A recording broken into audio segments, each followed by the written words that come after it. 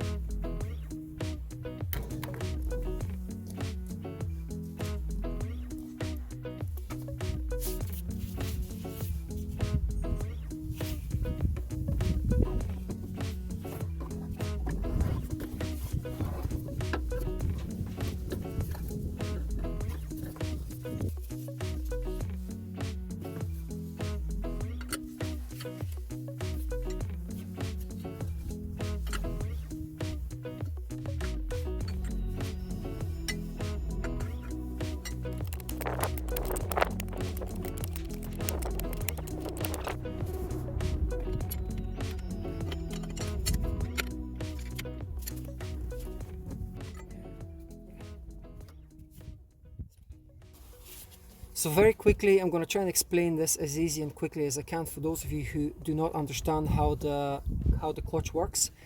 So this is a viscose clutch. As you can see, it says visco here. So there's liquid inside, and this liquid, when the engine is cold, it's not engaged. When the engine warms up, it needs the engine needs more cooling. The liquid engages, and the fan starts to spin faster than the way it is at idle. So as you can see, this is completely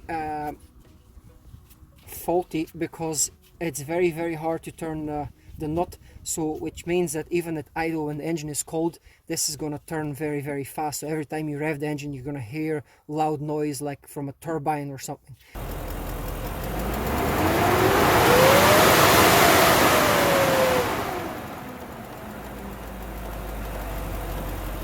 So anyway, this is faulty, and just look how easy this rotates. This is the new one that we just installed. So I hope this clarifies the confusion for everyone who doesn't know how this works.